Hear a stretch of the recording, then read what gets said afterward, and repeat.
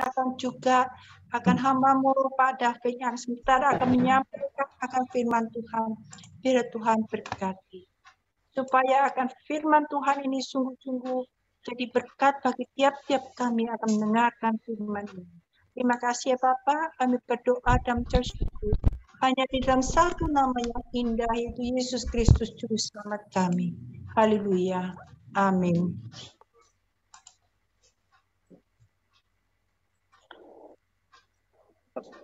Pak David, saya serahkan ke Pak David ya.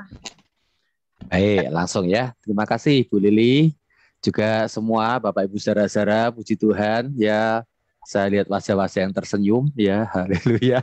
Saya tahu ya, walaupun kita tersenyum, kita boleh tersenyum senantiasa itu semata-mata karena anugerah Tuhan ya. Amin ya. Haleluya. Saudara, saya akan menyampaikan sebuah tema, temanya tentang rapuh.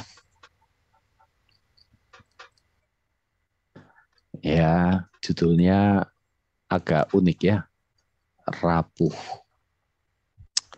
Tadi kita sudah doa ya, saya rasa kita bisa langsung masuk saja di terima kasih Bu Lili sudah ikut sudah mendoakan. Kita akan masuk pada paparan kita. Saudara, seringkali dalam hidup ini kita merasa kuat. Kita merasa sanggup untuk melakukan banyak hal, dan ketika tantangan datang, bahkan mungkin kita bisa tersenyum dan mengatakan aman. Namun di dalam dunia teknik kita kenal istilah titik rapuh. Ya, saya rasa Pak Yesen tahu ya urusan material besi dan segala macam ya. Fragile point atau titik rapuh adalah titik kritis di mana sebuah benda yang biasanya kuat tiba-tiba kehilangan kekuatannya. Besi baja yang biasanya kuat rupanya kalau di titik suhu tertentu, ya suhu dingin tertentu, ya maka bajanya kelihatannya masih kokoh. Kelihatannya semuanya masih kuat. Tapi kalau dapat benturan kecil aja, retak dia. Pecah dia. Itulah yang konon terjadi di kapal Titanic. Kapal Titanic itu pakai besi baja tempo dulu yang memang kelihatannya kokoh, namun ternyata ketika masuk pada perairan dengan suhu minus 2 derajat Celcius, kekuatannya ini tiba-tiba menjadi berkurang drastis, sehingga ketika menghantam gunung es, padahal nggak langsung tabrakan kan, ya itu cuma kegores ya. Tapi yang terjadi adalah menimbulkan kerusakan yang parah. Besi baja sekarang titik rapuhnya bisa minus 27 derajat Celcius. Jadi kalau lewat perairan dingin bisa lewat. Tapi besi baja zaman dulu rupanya nggak bisa. Sehingga akhirnya Titanic itu hancur berantakan. Nah saudara-saudara, dalam kehidupan kita juga seringkali mengalami hal yang semacam itu. Saya itu orang yang biasanya gampang rasa kuat.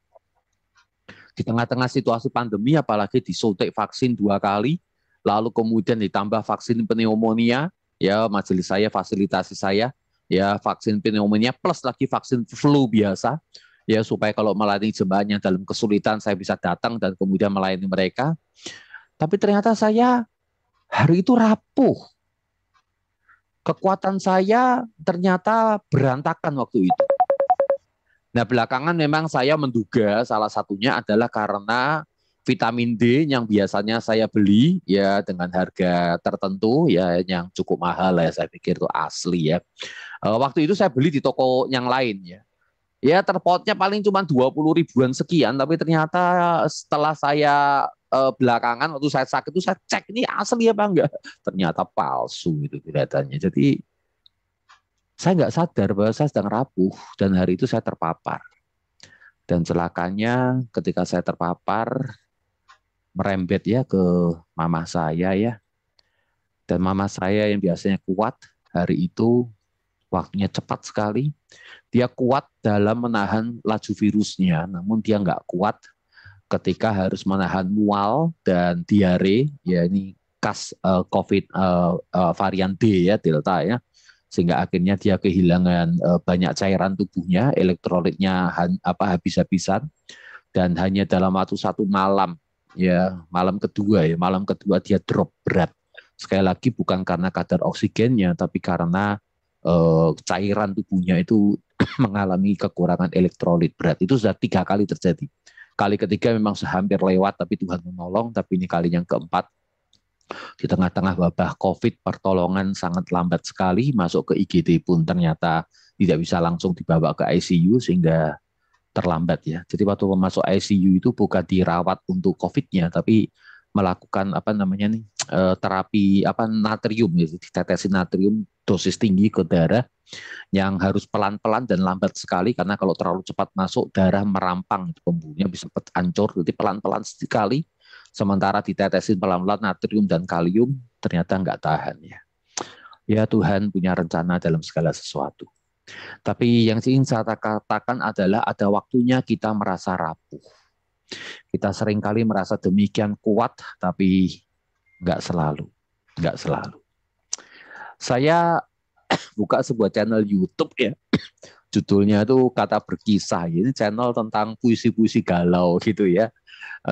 Dan salah satu puisi dia yang paling keren adalah, yang paling banyak viewernya adalah ketika dia menceritakan kerapuhan manusia. Sampai 1 juta orang melihat, sementara yang lainnya baru angka 200, 300, 400 ribu. Saya itu 10 menit ya, tapi saya akan potong cuma tinggal 2 menit untuk boleh menyadari bahwa hidup kita itu demikian mudah untuk hancur. Judulnya Nangis Aja, Jangan Ditahan.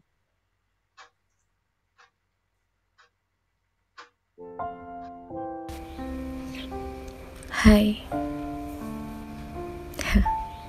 Jadi ini aku bikin ini malam-malam tanpa aku tulis dulu. Jadi aku emang lagi pengen ngomong apa aja tanpa ada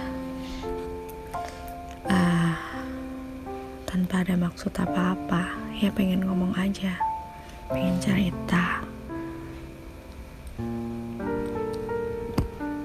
Kalian pernah gak sih ngerasa capek pura-pura baik-baik aja di depan semua orang? Ngerasa capek ngeyakinin diri sendiri kalau semuanya bakal baik-baik aja. Iya emang sih benar kata orang-orang, berpikir positif itu akan membawa dampak positif juga. Kayak sugesti ke diri sendiri gitulah. Tapi ya mau sampai kapan kayak gitu? Ada kalanya kita ngerasa kalau kita emang butuh sedih, kita emang butuh nangis. Gak perlu ngeyakinin diri sendiri kalau semuanya itu baik-baik aja. Ya udah, terima aja. Terima kalau emang keadaan.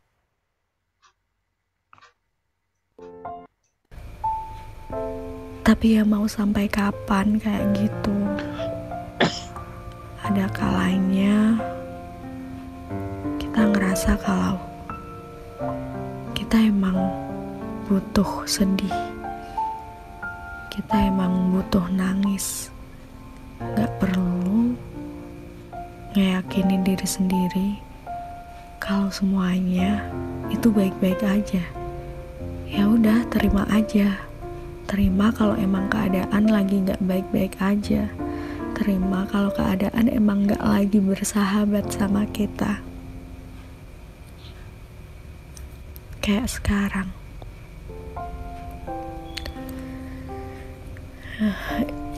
Kayak sekarang aku lagi ngerasa capek gitu.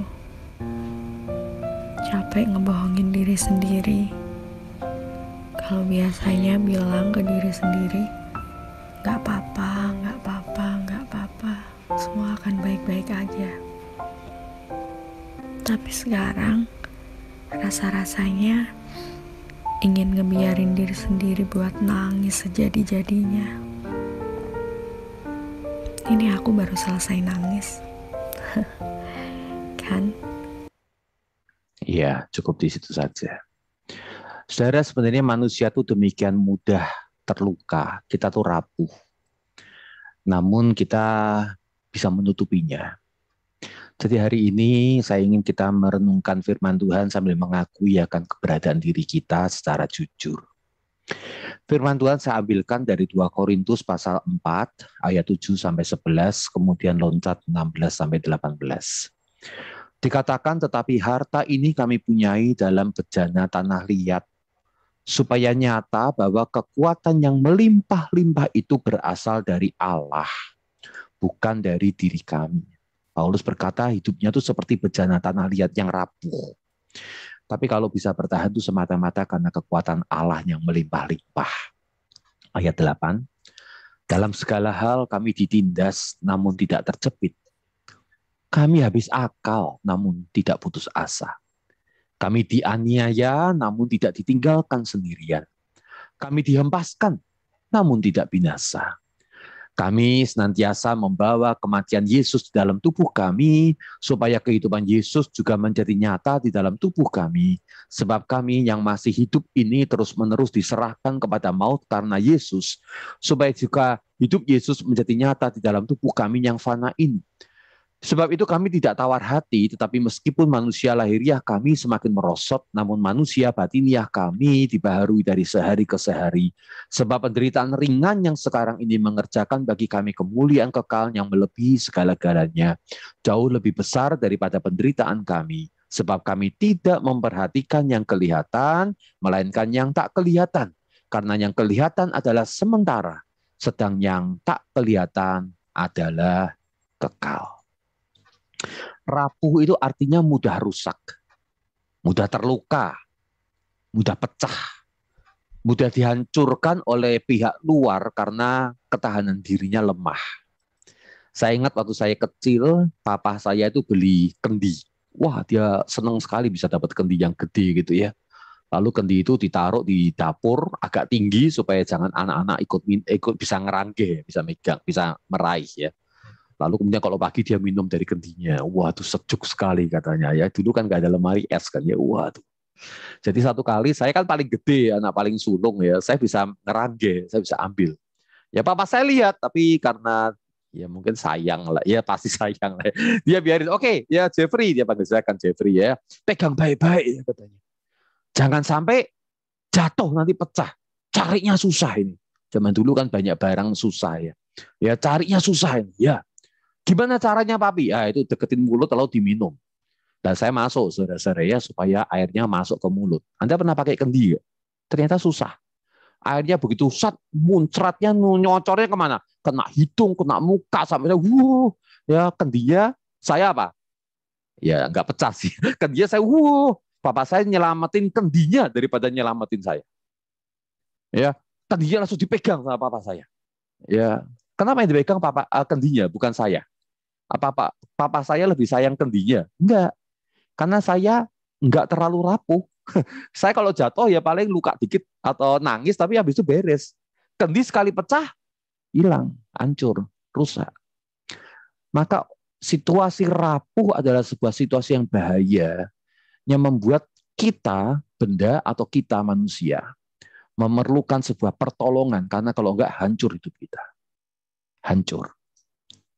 Saudara, manusia itu rapuh.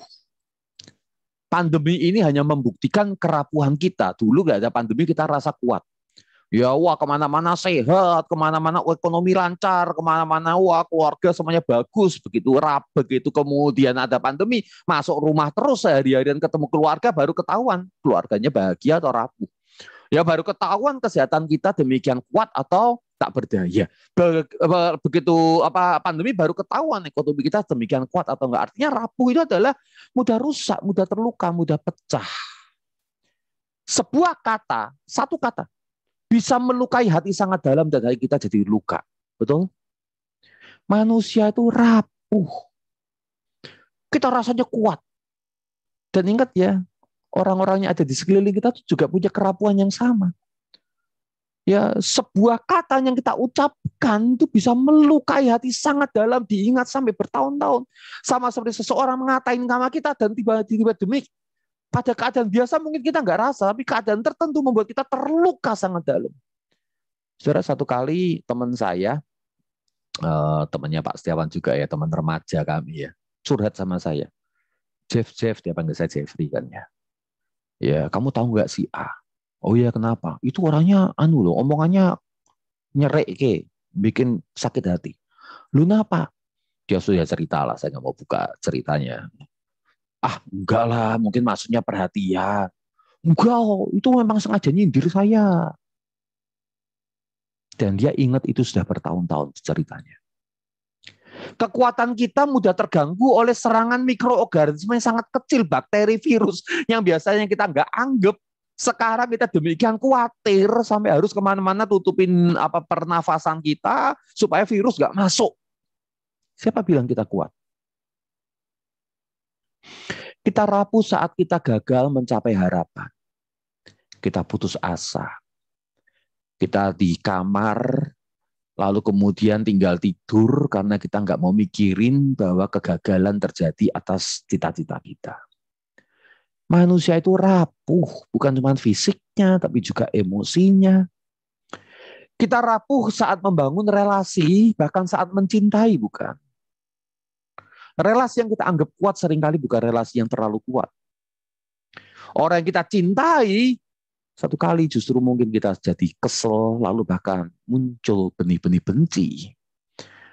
Dan kita nggak bisa mengukur lagi bencinya kita dengan bencinya orang itu mana lebih besar. Kita rapuh dalam banyak perkara.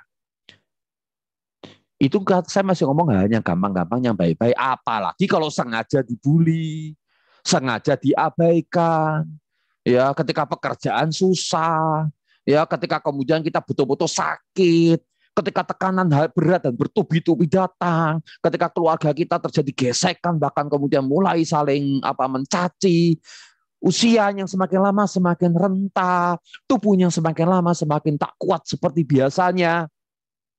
Semakin kita menyadari bahwa manusia sebenarnya rapuh. Bahkan kita pandai melukai diri sendiri, bukan? Dengan merobek luka kita berulang kali.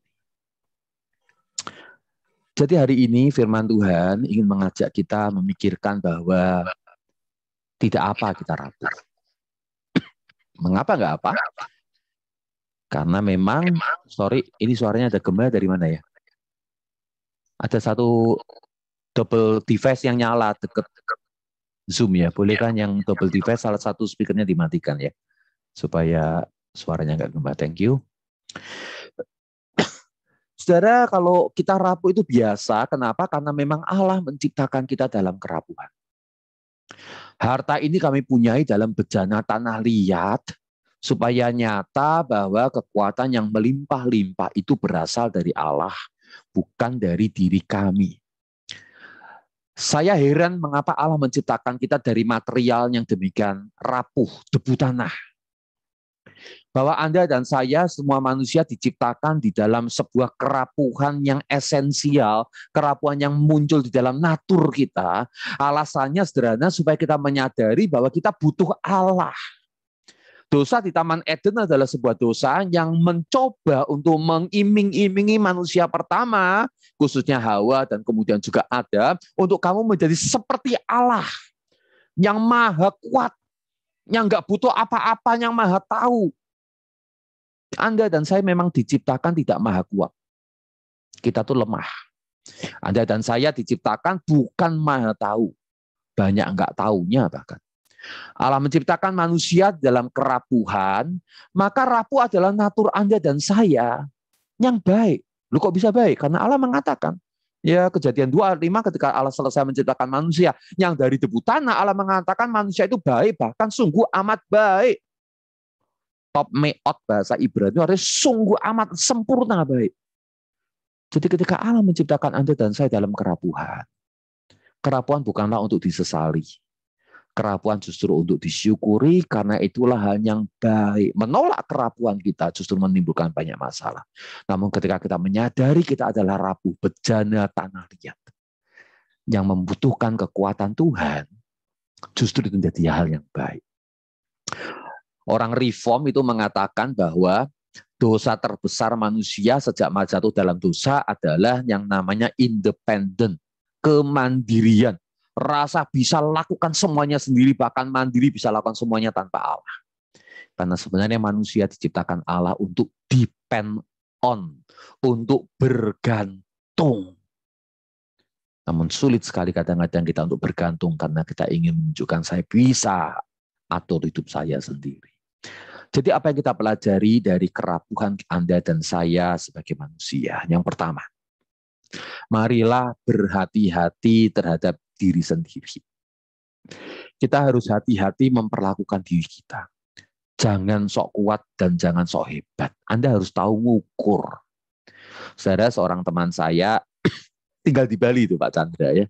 Jadi satu kali teman saya itu ada yang meninggal di Bali, masuk ke ICU di Bali karena COVID. Istrinya, anak-anaknya nggak bisa balik ke Jakarta, ya dia lagi liburan gitu kira-kira. Jadi lagi panik dan bingung karena karena si suaminya atau bapaknya anak-anak lagi di ICU. Saya pesan sama satu teman saya yang kebetulan tinggal di Bali, ya kamu bisa nggak kunjungin dia? Dia mengatakan, Jeff, saya mau ke sana. Cuman saya tuh punya diabetes. Ya, diabetes itu komorbid yang cukup berat ya kalau ada COVID ya. Dan diabetes saya lagi tinggi. Jadi saya nggak berani ke sana. Saya bilang, bagus. Kamu bisa ngukur diri sendiri. Saudara, kadang-kadang memang kita harus mengukur diri sendiri. Kalau kita tahu hati kita lemah, ya harus jaga hati kita. Kalau kita tahu kesehatan kita lemah, ya jaga kesehatan kita.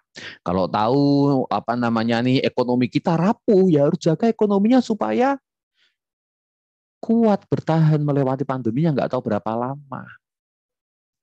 Saya pesan ini sama jemaat saya di awal pandemi.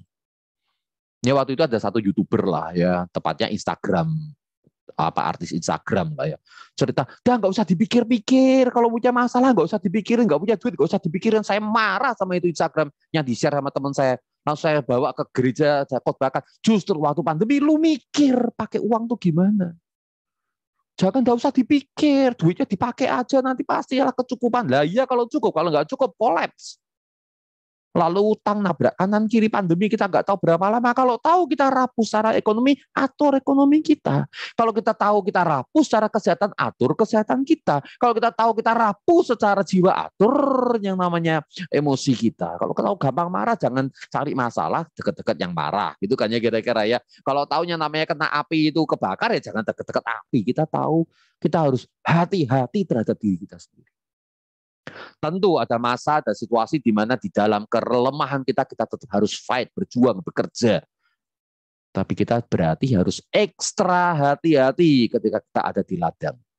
Saya bersyukur sama Pak Anton, ya ini dahsyat ya. Dia menyadari situasinya dan dia ekstra hati-hati kalau kerja. Ya, mau di pesawat, mau di hotel. Kalau saya tanya Pak Anton, ya gimana Pak Anton, dari mana? Wah, gimana terus kemudian jaga? Wah, Pak David Muse, itu saya semprot kamarnya, bantal saya bawa sarung bantal sendiri. Wah, ekstra hati-hati. Ini namanya adalah sebuah teladan. Kita harus tahu batas kita dan kita harus take care. Gak ada orang yang terlalu kuat di tengah-tengah kehidupan ini.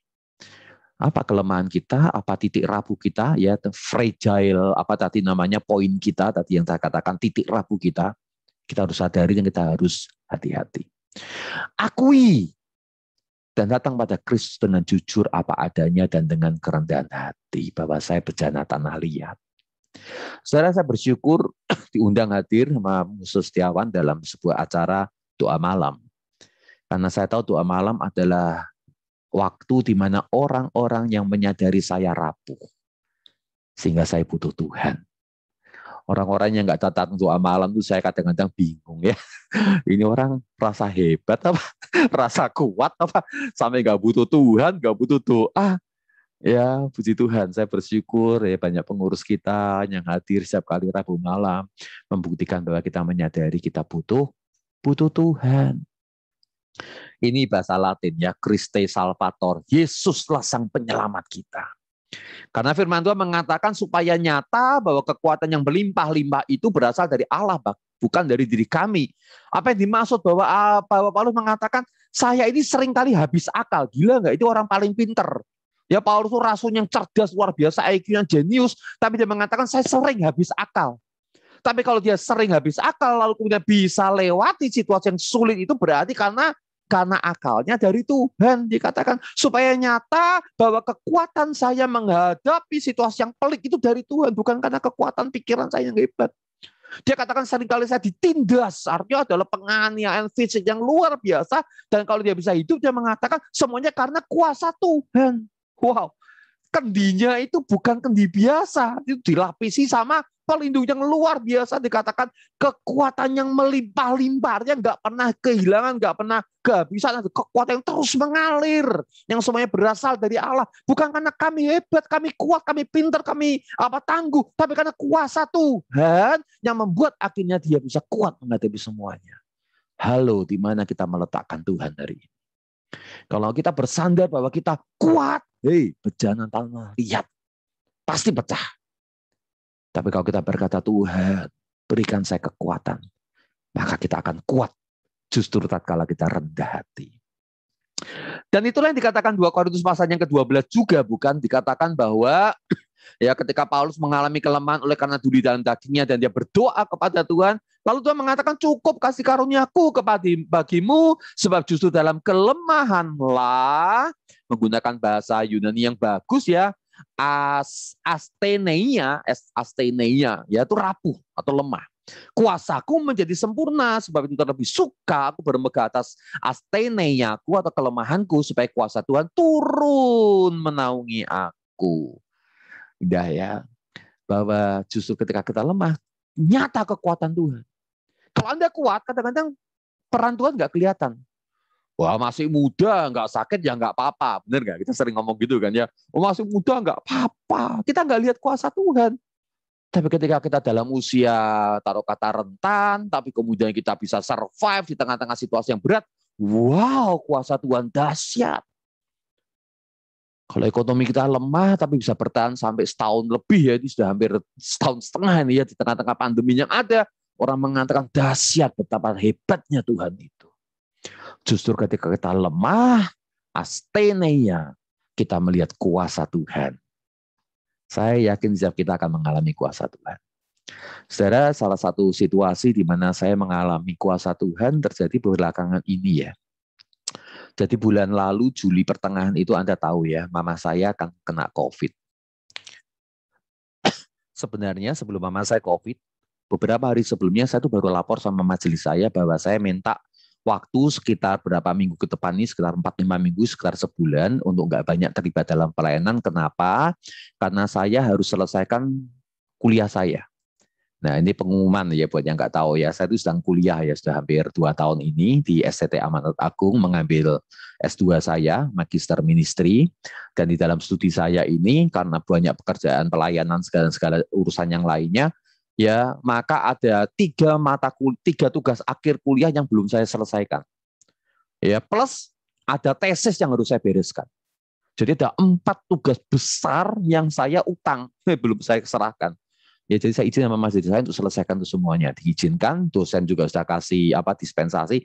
Ya, yang dispensasi bukan saya aja ngomong ya, ada beberapa orang juga bahkan lebih parah dari saya, selesainya lebih parah, lebih terlambat ya. Saya bisa selesaikan tepat waktu untuk anugerah Tuhan. Saya ingin kembali ke situasi yang saya ingin ceritakan aja.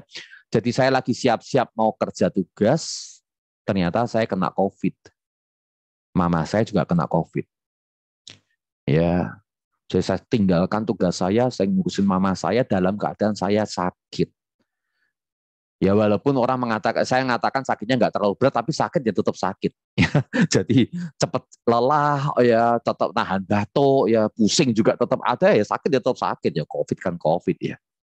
Jadi saya bawa mama saya pontang-panting ya ke rumah sakit A, nggak dapat, ke rumah sakit B, ya akhirnya dapat tapi nggak bisa nginep, balik lagi tengah malam mama saya batuk-batuk, lalu kemudian dibawa ke IGD. Dan kita tahu lah ya, saya sudah sampaikan akhirnya mama saya berpulang, itu adalah semuanya dalam pengaturan Tuhan. Dan ketika mama saya pulang, saya menyadari bahwa saya itu rapuh. Sudah kehilangan itu tidak mudah. Saya rasa Bu Elok juga tahu situasi yang semacam ini ya. Sudah kehilangan itu nggak mudah. Ya, saya juga lagi sakit. Ngejar tugas lagi. Aduh, saya nggak kuat. Dan justru dalam kelemahanku lah kuasamu menjadi sempurna. Saya berdoa sama Tuhan, nggak tahu gimana, rapuh. supaya nyata bahwa kekuatan yang melimpah-limpah itu berasal dari Allah, bukan dari kami. Jadi dengan tertatih-tatih saya bangkit dari rasa duka saya. Saudara, saya sakit itu kan isolasi mandiri ya, sama anak saya yang besar. Anak saya juga sakit, jadi isolasi mandiri satu rumah, istri saya sama anak saya yang kecil keluar ya, masuk hotel ya, selama berapa hari itu, hampir 2 minggu itu ya supaya nggak terpapar. Dan semua pakaian saya nggak berani kasih ke laundry, saya takut nanti malah bikin wabah di perumahan. Saya cuci sendiri. Saya sudah sakit, nyuci pakaian sendiri. Sisa-sisa waktu saya kerjakan tugas, ya gampang capek, gampang ngantuk, gampang lelah, batuk-batuk, saya kerjakan semuanya. Dan tahu nggak Bapak Ibu, saya bersyukur, sukacita karena saya bisa melewati semuanya itu. Dan kalau semuanya lancar diizinkan Tuhan, ya 9/11 ya 9 September ya 11 September saya akan wisuda S2 saya. Jadi itu tanggal istimewa yang tadi saya sedikit singgung ya. Setelah 9 ya 9 September tadi ya, ada 11 September itu ya, hari kemenangan ya, walaupun di tengah-tengah situasi yang berat. Kelemahan kuasamu menjadi sempurna. Nah, saya ingin cepatkan selesai ini, saudara-saudara. Tahukah bahwa Yesus adalah Allah yang datang dalam kerapuhan? Ketika Yesus dengan sadar mengenakan natur manusia, berarti dia sadar bahwa dia bisa luka, bahwa dia bisa, kalau dia nggak bisa luka kan dicubles tombak akan diem aja, cuma senyum aja, hehehe, kebal, ya kan? Dia bisa luka. Allah yang datang dalam kerapuhan sejati. Anda lihat Ibrani 4 dikatakan, sebab imam besar yang kita punya bukanlah imam besar yang tidak dapat merasakan asteneia kita. Apa itu? Kerapuhan atau kelemahan kita. Kata yang sama yang diucapkan oleh Paulus, asteneia. Sebaliknya sama dengan kita, ia telah dicobai hanya tidak berbuat dosa. Kristus menjadi sebuah teladan ketika dia mengalami masalah penderitaan, ia tetap bisa bertahan, tidak jatuh di dalam dosa. Ibrani 5, dalam hidupnya sebagai manusia, ia telah mempersembahkan doa dan permohonan dengan ratap tangis dan keluhan kepada Dia yang sanggup menyelamatkannya dari maut, dan karena kesalehannya ia telah didengarkan. Dan sekalipun ia adalah anak, ia telah belajar menjadi taat dari apa yang telah dideritanya. Kristus Yesus datang sebagai manusia, ia taat di tengah-tengah tekanan, persoalan, penderitaan yang dialami. Serigala punya lubang, burung punya sarang, tapi Anda manusia nggak punya tempat untuk meletakkan kepala. Itu bagian dari penderitaan yang dengan taat Yesus lakukan. Jadi kalau Anda dan saya dalam sebuah penderitaan, tenang, Yesus menderita lebih berat daripada Anda dan saya.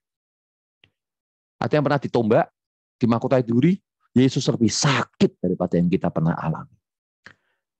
Dan dikatakan, ia berdoa dengan permohonan, dengan ratap tangis dan keluhan. Ekspresi apa yang paling menggambarkan kerapuhan selain menangis dan meratap? Bahwa Yesus di Taman Getsemani itu ya berdoa, Tuhan ya Bapa. Bukan tangisan air mata, tangisan darah. Yang keluar bukan dari matanya, bahkan dari seukucur pori-porinya. Bapa. Yesus datang dalam kerapuhan. Rapuh itu bukan tabu ya. Rapuh itu esensi kita, natur kita. Jadi ketika rapuh, waktunya berseru kepada Tuhan. Tuhan, saya ingin mengalami lagi kuasa. Saya ingin mengalami lagi kekuatan. Sebenarnya sesi ini saya sudah bisa selesai di sini, tapi izinkan saya bicara 2 slide lagi. Yang 3 poinnya saya gabungkan semuanya. Saudara-saudara, Anda dan saya adalah keluarga Allah, kita semuanya adalah tubuh Kristus. Sementara kita berseru kepada Tuhan dalam kerapuhan kita, saya ingin kita mengajak dalam sebuah hidup komunitas. Jadi poin kedua adalah hati-hati memperlakukan orang lain. Karena orang itu juga rapuh seperti kita rapuh. Apalagi orang-orang yang terdekat dengan kita, wah gampang itu. Bentik. Ya, bentik paling banyak itu bukan sama orang luar, sama suami istri, sama anak, mantu, gitu kan ya. Karena dekat, makin sering ketemu. Hati-hati memperlakukan orang-orang yang dekat. Dia juga rapuh. Kita ngomong, satu kata bisa melukai dia. Kedua, kalau Anda sedang kuat, bantu mereka yang rapuh. Kalau nggak bisa ngasih bantuan langsung, kasih perhatian cukup. Saudara, handphone saya di masa pandemi ini banyak sekali. Ya, teman jemaat yang curhat sama saya, juga teman-teman saya yang curhat sama saya, teman-teman dari Semarang, teman-teman saya dari Jakarta dulu yang curhat sama saya. Saya nggak bisa banyak bantu, tapi saya kasih perhatian dan respon mereka adalah makasih ya Pak. Bahkan kemarin waktu tugas akhir skrip tesis saya itu ada satu teman yang karena paling terlambat untuk kerjain, saya telepon dia 2 kali 3 kali. Ya, lalu kemudian dia kemarin sharing. Makasih ya Musa David. Waktu Musa David nelpon saya untuk kasih saya semangat, saya nangis katanya. Ya ada orang perhatiin saya sudah putus asa, tapi Musa David telepon sampai saya punya kekuatan untuk selesaikan tesis saya. Saya nggak bantu apa-apa, saya cuma kasih perhatian, telepon dia. Jadi mengatakan, laki-laki. Nanti jangan bayangkan dia orang yang kuat, tapi dia katakan saya nangis sampai. Perhatikan, peka sama orang-orang yang sedang membutuhkan, yang sedang rapuh. Terakhir, kalau Anda sedang rapuh, jangan diam aja. Cari seseorang dan berbicara pada seseorang. Apapun. Saudara, jemaat saya ini banyak yang kena COVID ya. Beberapa di antara mereka memilih untuk diam aja tutupin. Dan karena kalau mereka terus tutupin, kita nggak punya kesempatan untuk menolong mereka. Tapi bersyukurlah ya, dengan cara yang apapun akhirnya ketahuan juga. Sehingga akhirnya kita bisa punya akses. Beberapa orang ngomong, Musa, dia lapornya sama saya aja. Musa jangan cerita sama siapa-siapa ya, doaan saya aja. Saya doakan dia, lalu mengatakan saya juga harus cerita sama pemimpin. Supaya pemimpin bisa bantu kamu. Ya nggak besar-besar, nggak, tapi ada sesuatu yang bisa dikerjakan. Kirim oximeter, karena banyak yang nggak punya oximeter. Ya kasih tabung oksigen supaya kalau ada kebutuhan khusus dia bisa punya tabung ya. Kalau tabungnya nggak pakai jadi piala bergilir tabung oksigen kami itu ya. Jadi jangan diam aja. Kalau Anda punya persoalan, Anda sakit, Anda punya masalah, cari seseorang. Ya, kalau Anda nggak merasa khawatir sama banyak orang, cari gembala Anda, Pendeta Setiawan. Beliau akan menjadi teman yang baik untuk boleh menolong Anda dalam kerapuhan Anda. Namanya adalah manusia menjadi penyelamat bagi sesamanya. Homo homini salus. Bukan homo homini lupus, ya manusia jadi serigala, tapi menjadi penyelamat buat sesamanya. Saudara, Paulus itu sangat menyadari bahwa kita tuh butuh saling membantu. Jangan tanggung sendiri. 1 Korintus mengatakan jika Timotius datang kepadamu, usahakanlah supaya ia berada di tengah-tengah kamu tanpa takut. Sebab yang mengerjakan pekerjaan Tuhan sama seperti aku. Jadi janganlah ada yang menganggapnya rendah. Tapi tolonglah dia supaya melanjutkan perjalanannya dengan selamat. Timotius itu rekan kerja Paulus yang hebat. Dia jalan sendirian, pindah kota, ya lintas pulau, ya lintas provinsi, melewati Romawi yang demikian kuat penjagaannya. Anak muda satu ini Timotius hebat, dia kuat, dia berani. Cuman ternyata dia minder. Waktu dia mau ke Korintus, Paulus tahu, ini Timotius kalau ketemu banyak orang pasti minder. Malu terhadap diri sendiri. Maka dia pesan dulu bikin surat sama jemaat Korintus. Nanti kalau Timotius datang, ya usahakan supaya dia jangan takut, jangan gentar. Terima dia, jangan dianggap rendah. Tolong bahkan supaya bisa lanjut pelayanan kemana-mana. Karena dia itu kalau sama orang nggak kenal malah berani, sama orang yang kenal malah minder. Nah, kadang-kadang kita gitu. Nah, harus ditolong. Paulus perhatiin tuh rekan kerjanya, Timotius perlu ditolong. Dia nggak bisa nolong. Dia minta jemaat Korintus untuk nolong. Keren ya. Ayo dia aku nasihati, Sinteke aku nasihati supaya sehati sepikir dalam Tuhan. Bahkan ku minta kepadamu juga Sunsugos temanku yang setia. Tolonglah mereka ini, rupanya Yudia dan Sintike gak bisa sehati sepikir kan. Ya. Jadi kemudian dia minta tolong Sunsugos. Tolong supaya mereka hubungannya bisa jadi baik. Tolonglah sebaik-baiknya Zenas, ahli Taurat itu dan Apolos dalam perjalanan mereka. Karena mereka jangan kekurangan sesuatu apa. Sekarang Zenas dan Apolos dalam pelayanannya lewat di Pulau Kreta. Titus ada pengembalaan di sana. Lo mengatakan, Titus, nanti kalau Apolos, nanti kalau Zenas lewat sana, tolong dibantu. Dikasih logistik ya, perbekalan. Dan terakhir, tolonglah menanggung bebanmu, demikianlah kamu memenuhi tubuh hukum Kristus. Jangan tanggung sendirian. Kita tolong atau kita minta orang lain yang bisa menolong. Kali ini slide terakhir saya. Sebab kami tidak memperhatikan bagian yang kita baca tadi, perikop yang terakhir, ayat terakhir, yang kelihatan melainkan yang tak kelihatan. Karena yang kelihatan adalah sementara, sedang yang tak kelihatan adalah kekal. Jangan lihat sekarang kita sedang rapuh. Karena orang-orang yang rapuh yang kita lihat, atau mungkin diri kita yang rapuh yang sekarang sedang rapuh. Kalau kita bersandar pada kuasa Tuhan yang memberikan kuasa berlimpah-limpah, dan kalau ada komunitas yang menopang kita dan saling menguatkan, maka mungkin minggu depan, mungkin bulan depan, ia akan menjadi pribadi yang luar biasa bersinar. Orang yang mengatakan, yes, saya berhasil melewati lembah kekelaman saya. Dan orang-orang mengatakan, luar biasa. Jadi lihat yang nggak kelihatan. Saudara, ayat ini tentu berbicara tentang tidak kelihatan tentang surga, tapi juga dalam konteks dekat kita juga tahu, bisa saja setahun depan orang yang kita anggap sepelek ngerti nggak? Rapuh ini. Tapi kalau ditopang Tuhan, wah, orang mengatakan, wih, ciamik tenan ini ternyata luar biasa. Ya, saya ingin tutup saudara-saudara dengan menaikkan sebuah pujian. Ya, saya siapkan karaoke-nya, saudara-saudara.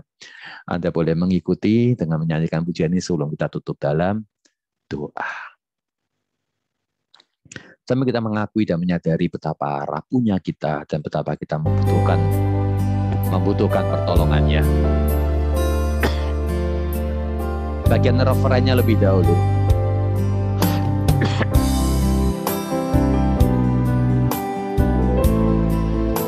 Sorry. Ini harusnya saya beginikan. Sebentar, saya matikan dulu share screen-nya, lalu kemudian saya pakai mode basic. Maaf. Ini namanya rapuh ya. Bisa aja kilaf. Kaulah harapan. Angkat hati kita dan katakan kepada Tuhan, ku pandang wajah-Mu dan berseru, pertolonganku datang dari-Mu, peganglah tanganku, jangan lepaskan, Kaulah harapan dalam hidupku. Kita tanah liat yang rapuh, mari cari Tuhan, pandang wajah-Nya. Naikkan pujian ini bersama-sama. Bukan dengan kekuatanku ku dapat jalani hidupku,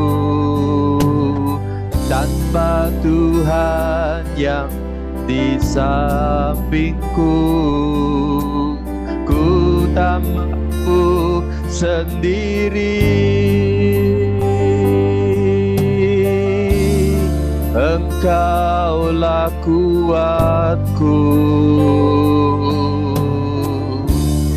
yang menopangku, ku pandang wajah-Mu dan berseru, pertolonganku datang dari-Mu, peganglah tanganku, jangan lepaskan, Kaulah harapan dalam hidupku. Pandang wajah-Mu, kami pandang wajah-Mu Tuhan, dan kami berseru Tuhan, karena kami hanyalah tanah liat dan pertolongan kami hanyalah datang dari-Mu. Peganglah tanganku, jangan lepaskan,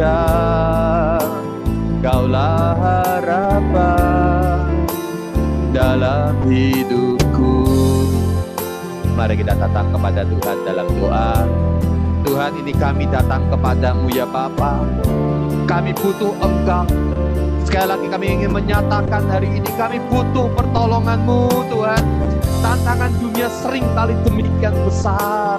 Kami rasa tak berdaya, baik secara ekonomi mungkin, beberapa di antara kami secara kesehatan.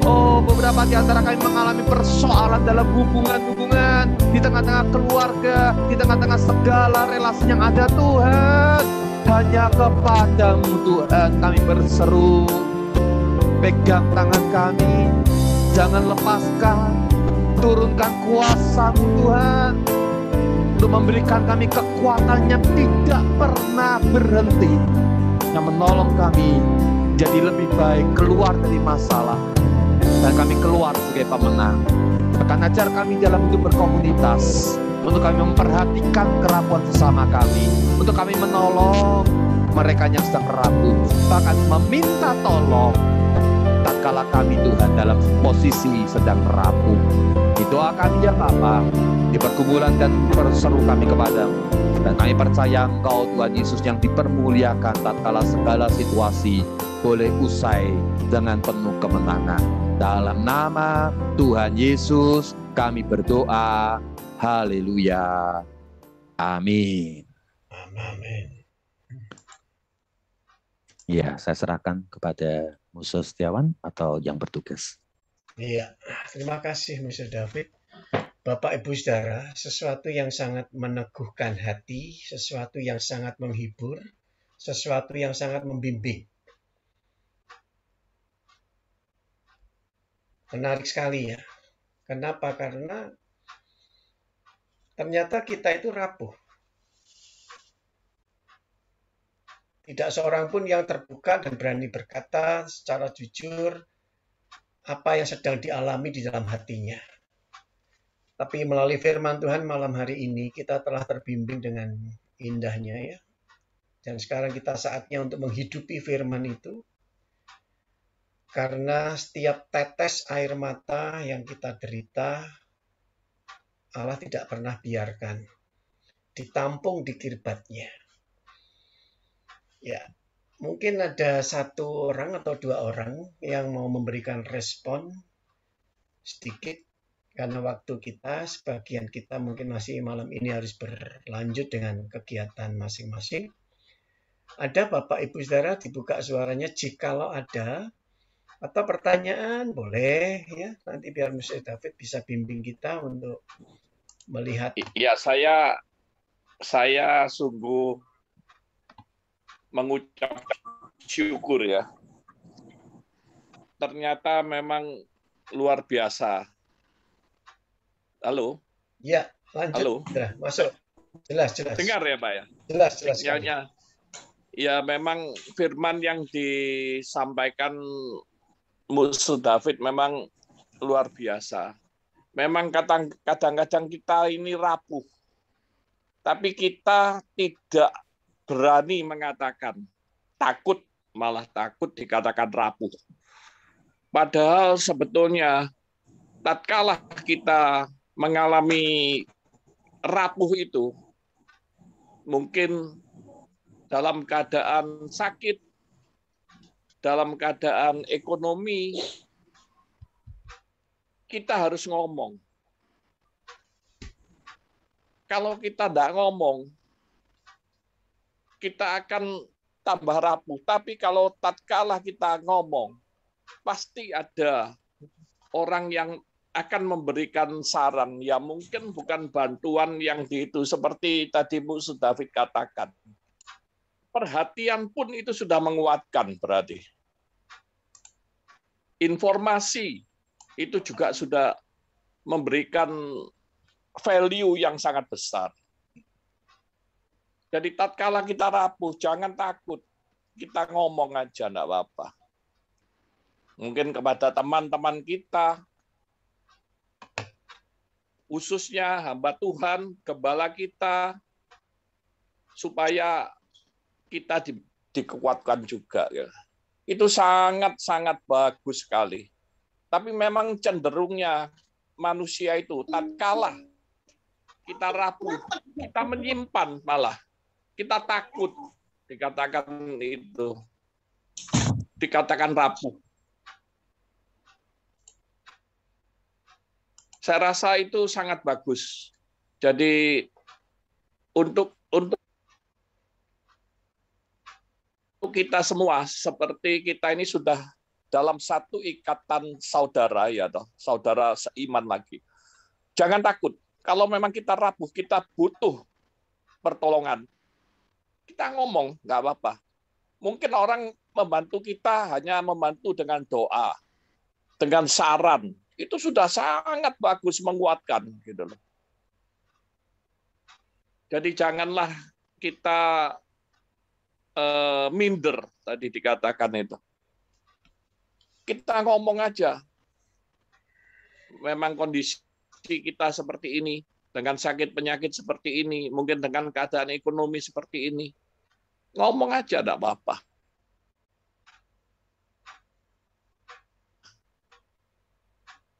Saya rasa banyak saudara-saudara kita yang pasti akan peduli dan dia mungkin tidak bisa membantu secara real, tapi memberikan semangat, memberikan doa itu sangat besar kuasanya.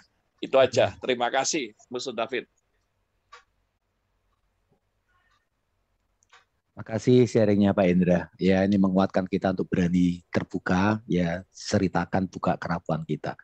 Ya, percaya Tuhan itu punya agen-agen, ya punya malaikat khusus tuh boleh tolong kita. Ya, kasih kekuatan, kasih hikmat, ya dan banyak hal. Ya, agen malaikatnya ya kita semua ini ya. Terima kasih Pak Indra. Baik, Bapak Ibu Saudara.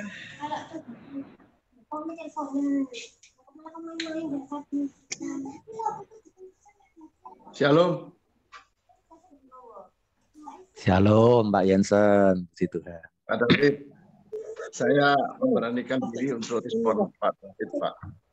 Ternyata apa yang dialami Pak David sama dengan yang dialami saya. Ada yang mirip Pak David. Halo. Iya, Pak. Ada. Silakan Pak. Tadi satu rekan yang mic-nya nyala sudah saya matikan. Pak Jensen, monggo.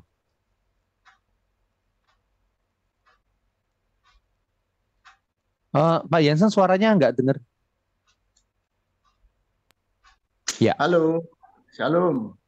Jelas Pak, jelas. Saya mengalami sesuatu hal yang mirip. Ya, nggak serupa tapi serupa nggak sama ya. Pak David waktu mengalami rabuknya itu, yang minus 27 derajat itu fatigue itu bacanya, itu di saat kena COVID terus kena orang tua ya, mama tercinta. Saya sendiri itu justru juga mengalami titik tolak di situ. Sedang saya ini rabuk, saya sungguh-sungguh doa semalaman, saya diberi 2 Korintus 4 itu. Ayat 16 sampai 18. Hanya dengan satu pertanyaan yang saya ulang-ulang semalam. Sampai 7 kali, 8 kali. Tuhan Yesus, hamba-Mu ini percaya kepada Tuhan. Namun, kepercayaan saya ini, iman saya ini kecil. Tolong beri pencerahan Tuhan, bahwa mama yang tercinta sudah di surga bersama Tuhan. Dalam nama Yesus, amin. Saya terus berulang sejam, setengah jam, saya terbangun, nggak bisa tidur Pak David. Karena orang yang terdekat itu justru yang bisa juga menjadi titik rapuhnya kita. Kita sudah hancur hatinya. Nah, waktu itu Tuhan berbicara Pak David. Itu menjadi titik tolak saya selanjutnya cinta sama firman Tuhan.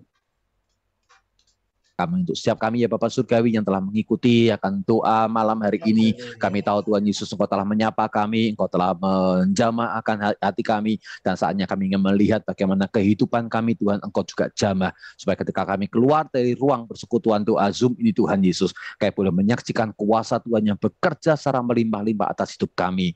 Maka jemaat yang dikasihi Tuhan, arahkan hati kita kepada Allah, sumber berkat kita, dan terimalah akan berkat Tuhan, kasih karunia dari Yesus Kristus Tuhan menyertai engkau. Engkau kuat bukan karena kekuatan, tapi karena anugerah Tuhan. Kasih sempurna dari Bapa Surgawi turun, mengalir, menghangatkan hatimu. Engkau tenang, engkau aman, karena Bapamu surga mengasihi akan engkau. Bahkan kasih itu boleh dirasakan orang-orang di sekelilingmu. Dan kuasa dalam persekutuan dengan Allah Roh Kudus memampukan engkau untuk hidup berkemenangan sampai akhir Di dalam setiap tantangan dan persoalan, godaan dan pencobaan, Engkau menang dan Engkau menjadi saksinya dimanapun Engkau berada. Terima hari ini sampai selamanya. Amin.